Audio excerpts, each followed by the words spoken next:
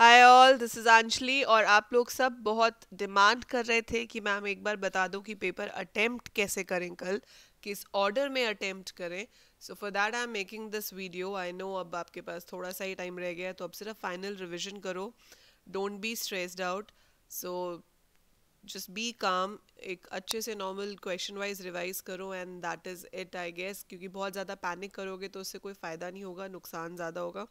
So just be calm and with pleasant and peaceful mind think कि कैसे आपको अपना पेपर प्लान करना है।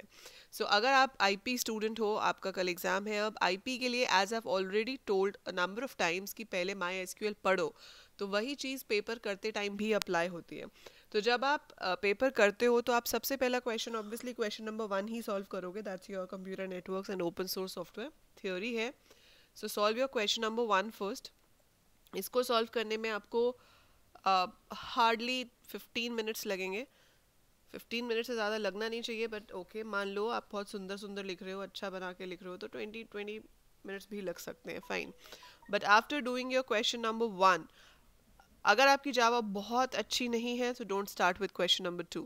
Please do your MySQL first. That means you have to do question number 3। Question number 3 करने के बाद 4 छोड़ दो, क्वेश्चन नंबर 5 करो, क्वेश्चन नंबर 6 करो, एंड करोगे आप अपना IT application. So what you have to do is you have to do question number 1, 3, 5, 6 and 7। ये सारे क्वेश्चंस आप पहले आराम से कर लो, 1.5 घंटे में आपका इतना पेपर आराम से हो जाना चाहिए। So you can complete this in that much of time. Even अगर आपको 2 आवर्स भी लगते हैं तो डजेंट मैटर, बट कोशिश करो कि ये 1.5 आवर्स में ख़त्म हो जाना चाहिए। उसके बाद आपके पास जावा रहता है, सबसे ज़्यादा ट्रिकी भी जावा ही होता है।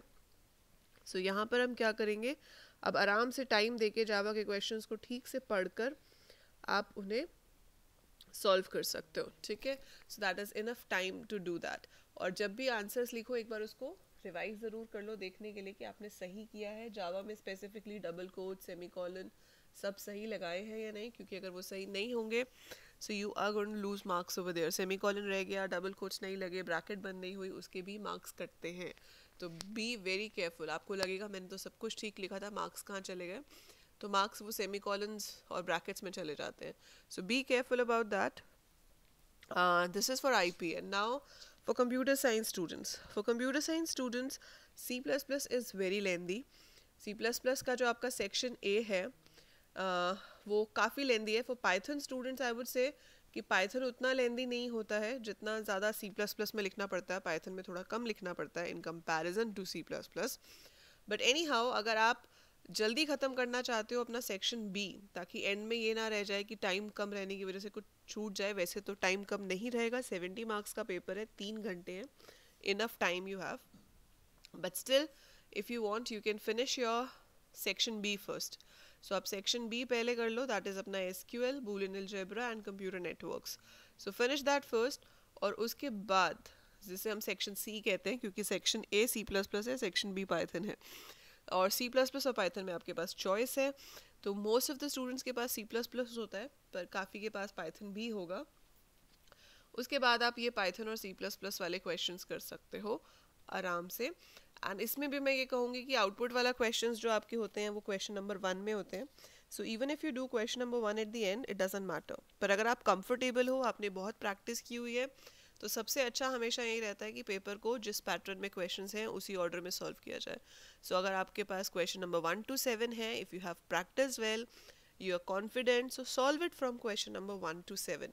मतलब मैंने, अगर आप मुझसे पूछो पर्सनली अपनी लाइफ में, ये सारे पेपर्स ऐसे ही करें कि स्टार्टिंग से लेकर एंड तक जिस ऑर्डर में क्वेश्चंस होते हैं, पर उसके लिए आपको क्वेश्चन पता होने चाहिए कैसे कैसे हैं, उनकी प्रैक्टिस की हुई होनी चाहिए, आपका टाइम बिल्कुल सेट होना चाहिए, तभी आप उस पे जाओ। अदरवाइज सबसे इजी वाले क्वेश्चंस जो होते हैं वो पहले कर लो, और जहाँ पे आपको लगता है कि आपको ज़्यादा टाइम लग सकता है, ज़्यादा खिंच सकते हैं, try to do them afterwards. But yes, never leave a question unattempted. Never leave a question unattempted. जो भी आया है उससे रिलेटेड जो भी कुछ आपको पता है, जो आता है, डू राइट। आउटपुट भी कर रहे हो तो जितने स्टेप समझ आ रहे हैं उतने का वर्किंग दिखा कर आओ, पर खाली नहीं छोड़ के आना किसी भी क्वेश्चन को। Never never ever leave a question unattempted. कुछ लिखोगे तो आधा नंबर मिल ही जाएगा, पर कुछ नहीं लिखोगे तो कुछ भी मिलने का चांस नहीं है. So I guess that is it.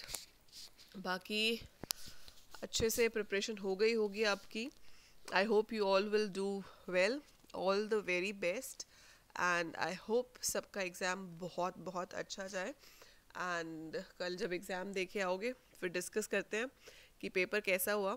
सो अभी तक आप लोग मुझे डाउट्स वगैरह तो बहुत मेल करते रहते हो, तो कल जब पेपर आएगा so please share the paper on the WhatsApp group और just email me the copy of the question paper so that I can see, because you know I'm not in India.